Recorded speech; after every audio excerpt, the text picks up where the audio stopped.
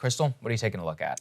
Well, folks, the glue and scotch tape holding our nation's supply chain together has come apart with catastrophic backups at every point along the way, leading, as you guys know, to shortages of goods ranging from everything from diapers to lumber.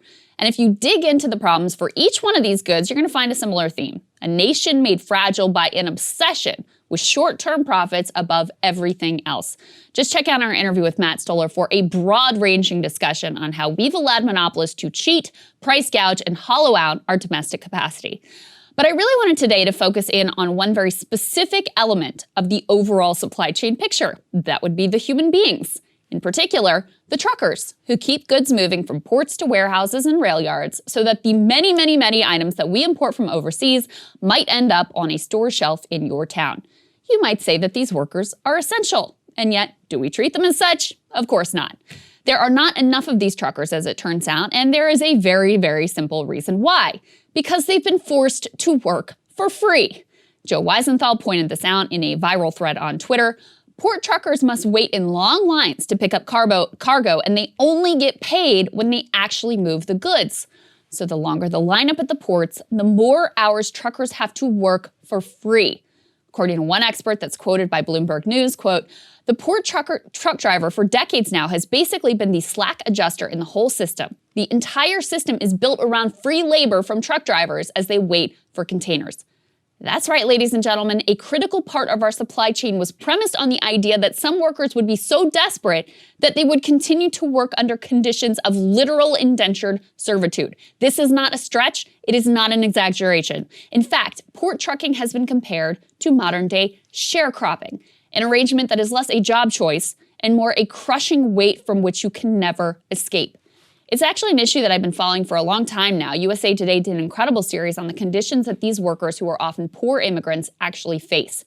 In it, they document how workers are forced to lease trucks and they're put into debt by rapacious companies with the idea that, oh, one day you'll be able to own that truck and you'll have an asset that you can use to build solid middle-class prosperity. That debt instead ends up hanging over them, forcing them to work for pennies, the promise of owning that truck never actually realized. In many instances, the terms are so abusive that after a long week of endless hours, we're talking sleeping in their truck, truckers have been informed that they actually owe the company money. Here's the lead to that story from the USA Today. Samuel Talavera Jr. did everything his bosses asked. Most days, the trucker would drive more than 16 hours straight, hauling LG dishwashers and Como tires to warehouses around LA on their way to retail stores nationwide. He rarely went home to his family. At night, he crawled into the back of his cab and slept in the company parking lot. For all of that, he took home as little as 67 cents a week. Then, in October 2013, the truck he leased from his employer, QTS, broke down. When Talavera could not afford repairs, the company fired him and seized the truck, along with $78,000 he had paid towards owning it. Now, that story's not a one-off. It is typical. The abuses of these trucking companies are too numerous to recount here. Everything from locking the gates so that truckers are forced to continue driving, to forcing them to falsify records showing they were driving way more hours than is permitted by law.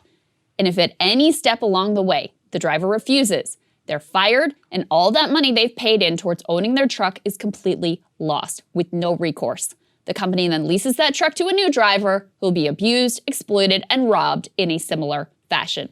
It is a widespread and systemic problem, but by the way, it's not just no-name trucking companies who are guilty here.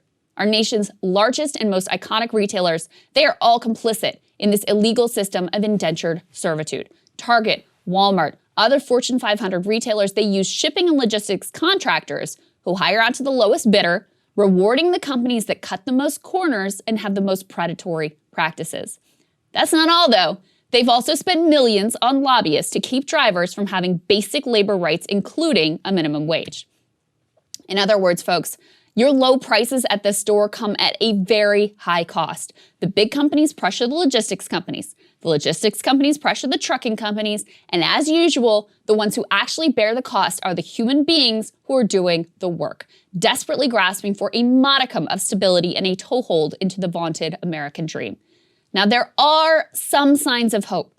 Some drivers have been able to unionize under the Teamsters, winning better contracts and better conditions. In fact, those unionized drivers went on strike back in April to protest unfair labor practices and hazardous conditions during COVID. Also, workers have been fighting back collectively in court, and they've been winning. In the most recent case, a huge trucking company, XPO Logistics, they settled a class action lawsuit alleging wage theft for $30 million. It also, guys, it wasn't always this way. The trucking industry was famously deregulated by Ronald Reagan in 1980, transforming what was previously a largely unionized workforce with power and basic rights into the system of literal indentured servitude that we have today. The promise of deregulation was efficiency. The actual result was fragility and extreme exploitation of the most vulnerable workers. But instead of realizing the error of our ways and nationally re-regulating trucking, lifting the minimum wage, bolstering unions, we're more likely to get solutions like this one. Just look at this. Expanding child labor to deal with labor shortages that were actually caused by wage theft. In Wisconsin, 14-year-olds will be able to work until 11 p.m. to help plug that labor shortage. Hooray, our problems are solved. Look, guys, in reality, the solutions here are very simple. Make things in America, pay workers well, enforce the law so that exploitation is rare instead of standard operating procedure. It is not complicated, even if our corrupt elite makes these obvious answers impossible to achieve. And Sagar, the conditions that these truckers have faced are so abhorrent. Yeah, I had no idea until recently. Hey guys, thanks so much for watching. That's right. Just as a reminder, you can become a premium subscriber today. Watch the full show completely uncut, our reactions to each other's monologues. You get to listen to it, you get to ask us questions, all that good stuff. Link is right there in the description or at breakingpoints.com. Best of all, great way to say screw you to the mainstream media.